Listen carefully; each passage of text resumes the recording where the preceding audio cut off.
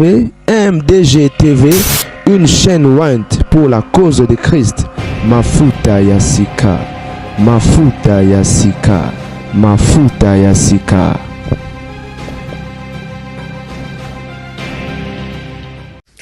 Moto bande babulingo zanga mnya gardien du temple quand cadre actualité la mi fana zongi. Topena elisusu, certainement vous allez très bien, moi ça va. Nous sommes lundi le 27 7e mois 2026. Le but de dimanche mokolo na yenga mokolo ba santu na bisa ebino na zonga lundi parce que ba dossier est tellement évelé. Na banana o wapi. Bien a tellement. OK. Ça fait plus ou moins des jours, hein. Na uta romona vidéo moko ya de on a biso aksolangi mobile na ya offrir ye bouquet de fleurs na occasion anniversaire na ye na maloba bolingo. J'ai aimé hein que c'est beau l'amour mais bino boyebi mboko yo. Atelo malamu esalebi ezalaka mabe. Bande kona seki en même temps na oki ma na oki pena passi. Nini et mon frère Kabasele koyebane angambo ya ona oloba na mutu mo ozolanda ngai avant na loba quoi que ce soit obengama na mambo minene parce qu'il y a de ces gens là par rapport il y a appel na ye.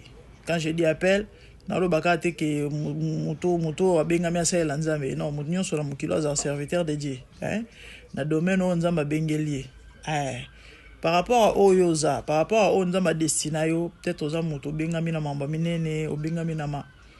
Yeba ke mutu, tout Oyo, Azala figure publique, hein. Babylone, on est critique, insulte, banini, c'est inévitable. Il faut boyer barango. Pour nous, on va bolinka kofinga. Pour inévitable. So aux amours, au Bengami, et qu'il faut mon qu'il y ait bayo, il y a tant de lisumuté. Yesu ça sans péché mais traiter de tout. Bon quand on a yo. Sur ce, il te faut une préparation. Ouais, ce que j'aime avec le Seigneur, pour atteindre d'abord oh ya zo attend préparer bango. Yo ma banzambo linga na yo to ki parate atenga ba na bango wana. Mais ba yeso bengem na mamba minene et que l'équipe préparation te c'est possible au soukananzela. Ouais. Ça fait partie à Bitumba ya vie. OK, c'est important que j'en parle hein. Na o me la tebu pisa kata maximum 2 minutes. Bobo de insulte. Ba mokeri, ba kokosela makambu hein. Diffamation machin. Les ababilo o moroso za na ba nerf solidité et neutraliser moto et démoraliser ka. Et silisa moto ya ebele basuka na nzela alembi abaye me comme kokoma na niveau boy na niveau o atiki peneti je akati abimi na ya tiki na ebele oui mon bel ali ano gagner ba komane la plupart ba komana gagner onde ni ana ofinga ka adversaire tibo bundano bozo betera makofi azo finga yo sikoyo e matsokanda or mutu so ikandeleki oza la maîtrise oza la contrôle te a toi makasi ndeni ba obeto parce que obunda bibunde la or box ezali combat ya balabala te ezana ba norme il y a des principes à Hollande la respecter dona sa kando ko so mutu la sa kando ko beta mutu na katikata makole pourtant c'est interdit bitumbesili opoli na peut-être vous comprendre voilà pour la pesa témoignage ya suka boyebi Batu balanda foot batala football boyebi coupe du monde ya Italie France coupe du monde asuka Zidane a beta boyebi mamunye leka non Zidane c'est parmi ces joueurs là oyo na ebite so azwa à part coupe du monde wana so azwa ba carton rouge na vie na yebo et cause ezala mais aza parmi ba joueurs à calme ya timide wana ofing ko ba problème te Italie ba que Zidane na terrain to pola il faut ça nini. Il faut le neutraliser, casser, beti na ba coup de pied ba nini azo kipete. Materaza fingaye salarabe. Ba insulte wana mundi bo chelo mutu mbeli. Imagina ba naine okende. Mazonga. Do ekotaye apesa mukongo mabaluki abina non muto omonela ngaboite.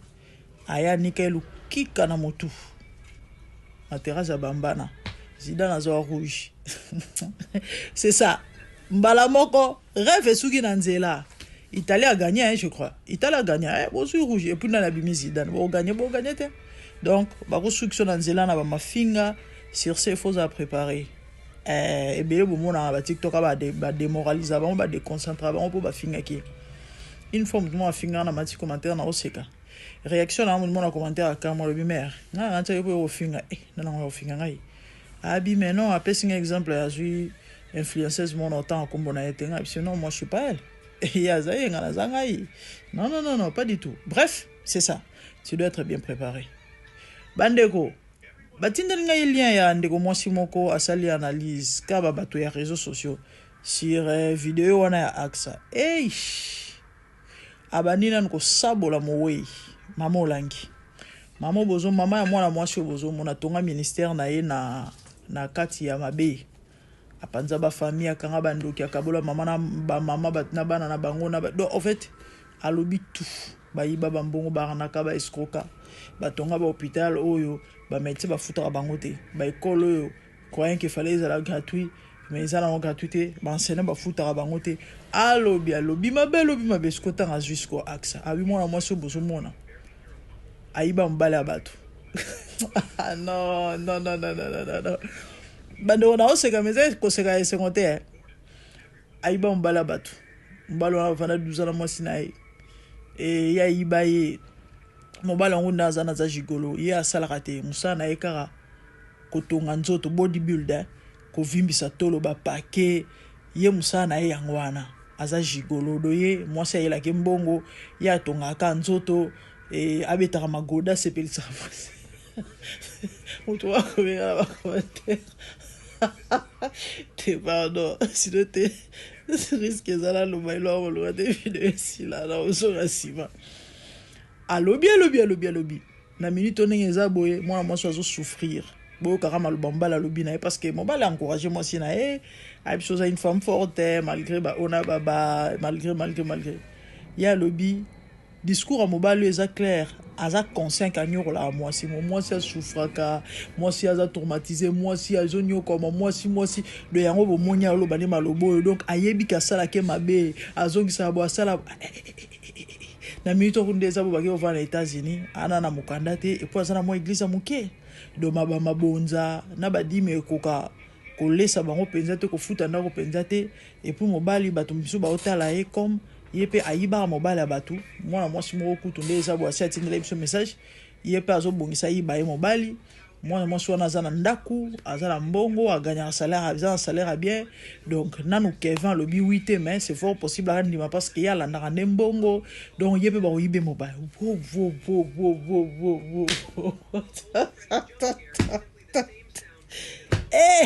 c'est la méchanceté hein ngala dénoncer à mabe oui.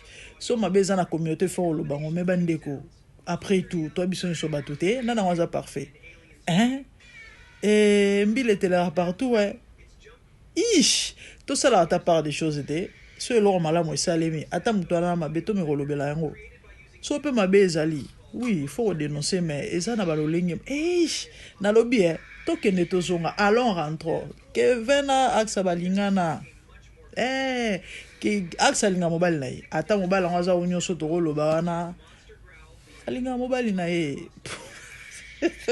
Nzambe pardon en fait c'est important na loba mambo donc za makasi prépare-toi parce que vie eza combat yozo la ngai capiche quand andeko AXA na mobile na ye basi balinga na o to tombela bango za ba bonne chance nzamba sunga batela bango boto karanyo kwa mobile azo faire souffrir to ebi o eleka baboto la micro écoute babeta ke makofi parce que est-ce que c'est le moment à repérer un conseil par rapport à la violence mobile? Ouf, je sais pas trop, mais sinon moi j'avais apprécié l'acte, OK? Et ça exemple à Malama Rolanda ni bala ba congolais surtout bazanga tendresse. Moi j'étais malobana moi c'était moi bisous moi flair, ça fait du bien, hein. Surtout mon kilo, ba pression, ça trop bas stress. Ça là, moi bien. Nami soit bateau, à PCA Nini, allo, ça là, moi bien. Félicitations à vous. Mais là, bien, bon, yo Kevin, pour nous, le ballon, moi, c'est malo, il faut, bah, ba discours, faut comment, et où t'en as mon thème, non? Y'a on faut pas critiquer, peut être qu'il y a des zonga. Bolingo, on force pas, on a besoin comme, et où t'en as mon thème, il faut couler, y'a un moko. Eh, ma bête, eh, bote bande ba bolingo. Na mati commentaire oyo. Commentaire ezongi tellement partout, ouais. Ba poser image AXA partout. Ndeko lobi malgré ba pesi flair elongi na ye ezoloba makambo ebele AXA za est resté na libala wana son visage parle. Eloko toyebi keze eloko bat baloba air nyonso, nkolo nyonso, à chaque fois so ekara AXA abimi balingi pe réseaux sociaux tana biso bino bato balingi bezo tant biso to ya lobeko mais bino ka kota makambo bato bango mo bato bayaka bande on a na conseil moi moto ya opesa na ebisa bino une fois na za so eloko matinga na lobela to na kutani na sujet moi ko lobela o to benga matière za na ka sujet ko lobela, OK, voilà. Ba diaboliser ngo matière elingo lo baka sujet ya kolobela so na elo matinga na motema so ezaki lo oyo ke ba bénéficier ya motu ya important ta so na bete ngo kara to na bosani e o rattraper ngai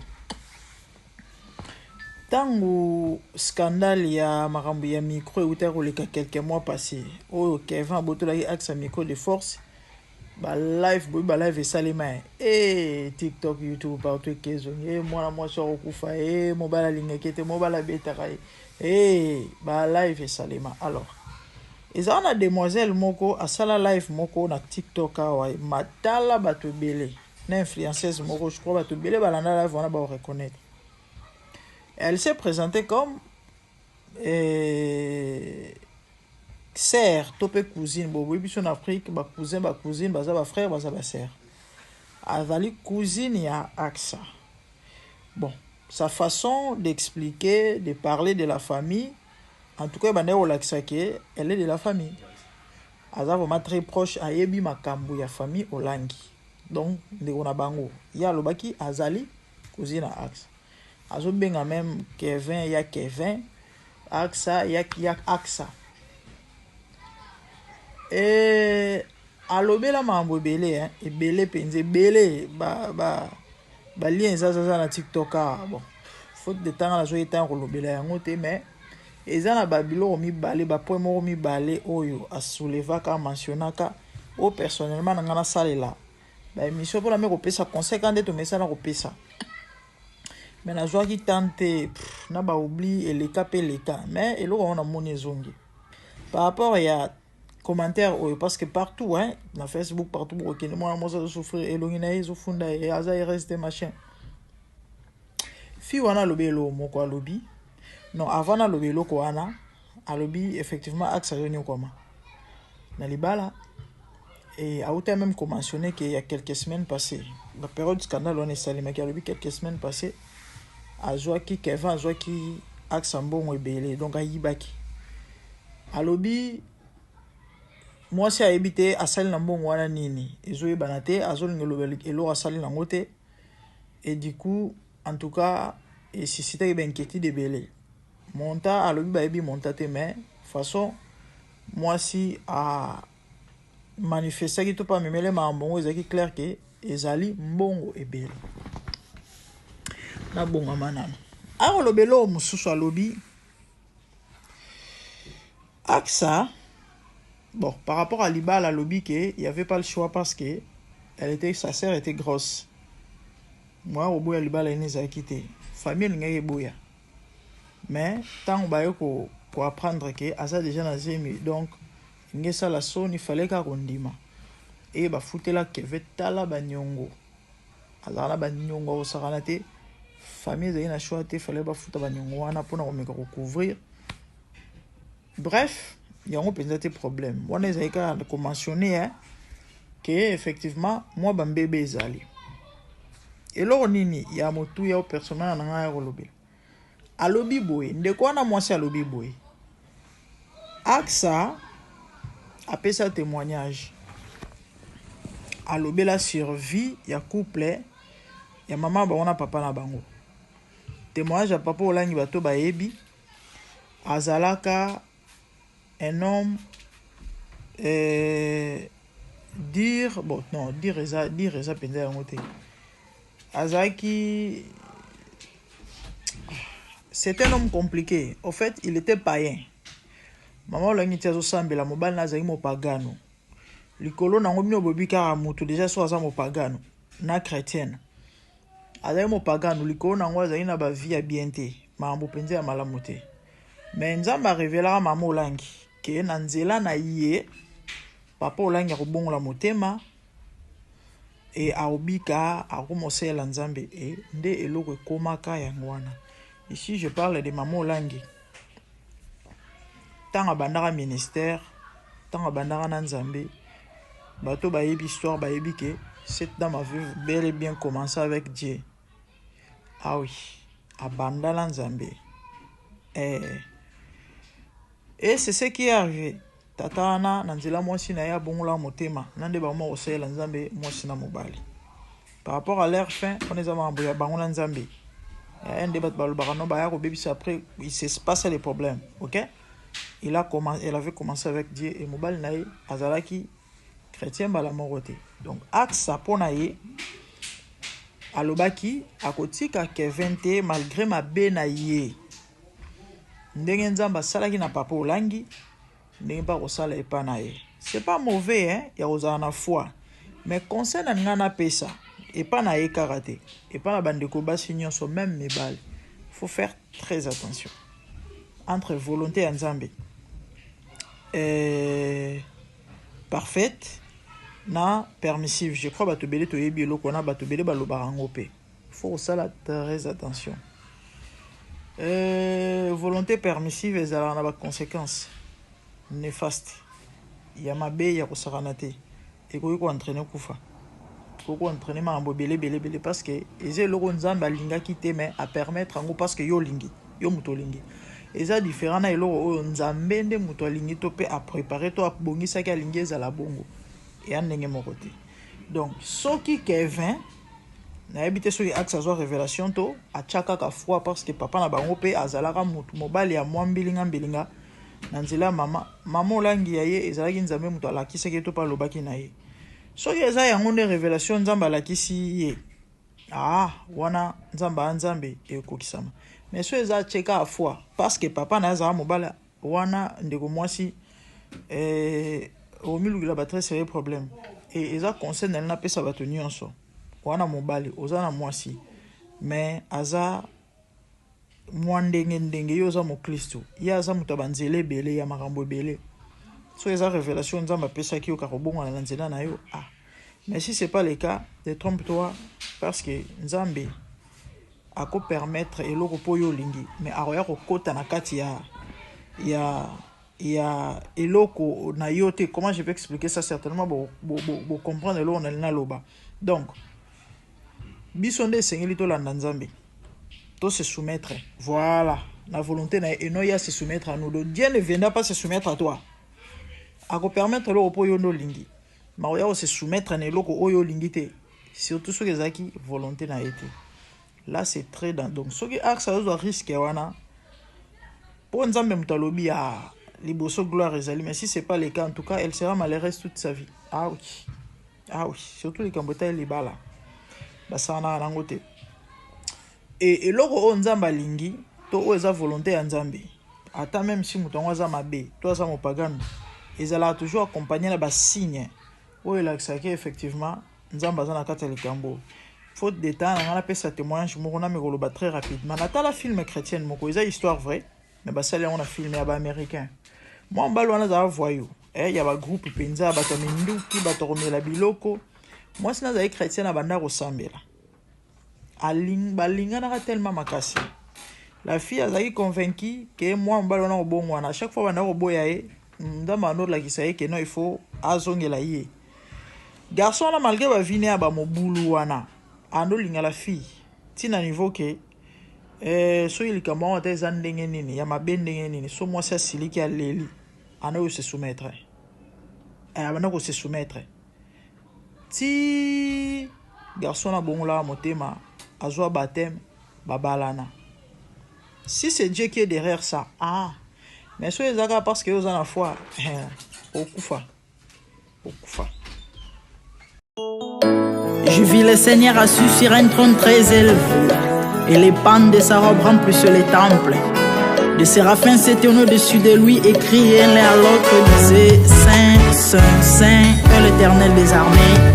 Toute la terre est pleine de sa gloire. Dans les cieux des cieux, là où vivent les rois, il y a des créatures qui l'adorent et les louent.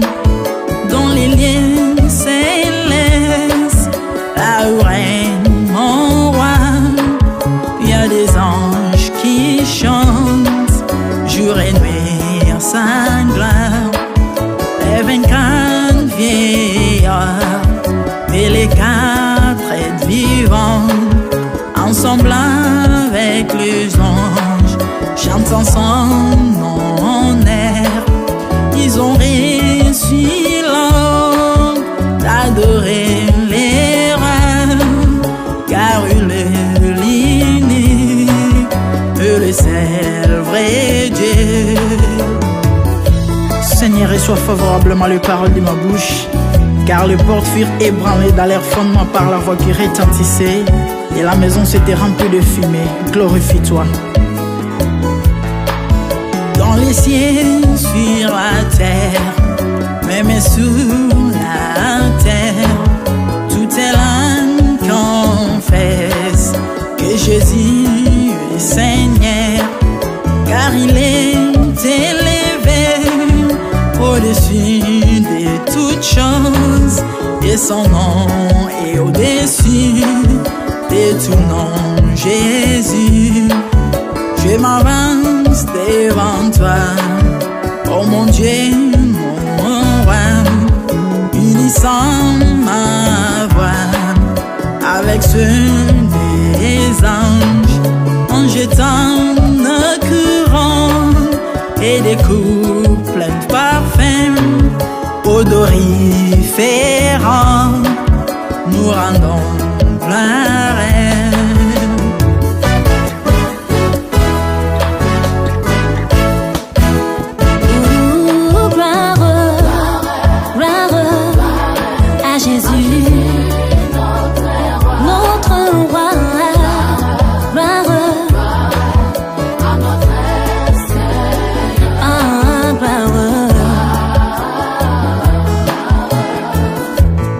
Chantons gloire à Jésus.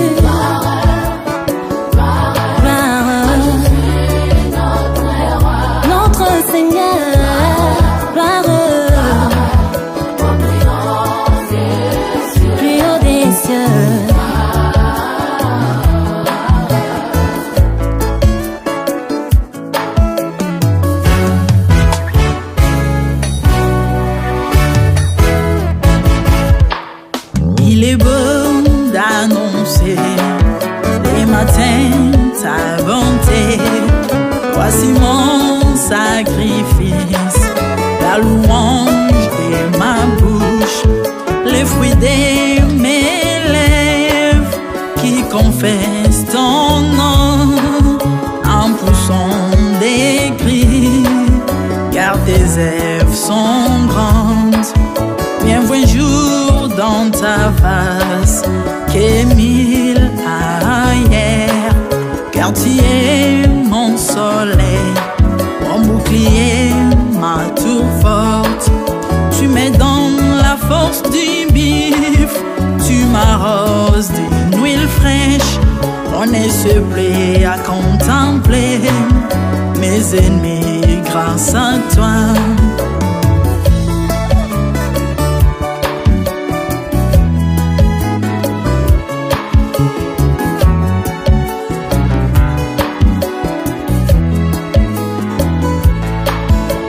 prospère dans tes parvis. Je porte des fruits, même dans ma vieillesse, plein de sève verdoyant. Comme le palmier, les justes croissent et s'élèvent comme les cèdres du Liban planté dans les jardins de Dieu.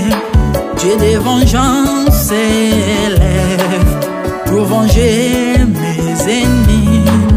Il mettra la fin à la malice de leurs œuvres, car il est le Tout-Puissant, l'Éternel des armées, El Shaddai Adonai, El Elyon Sabaoth.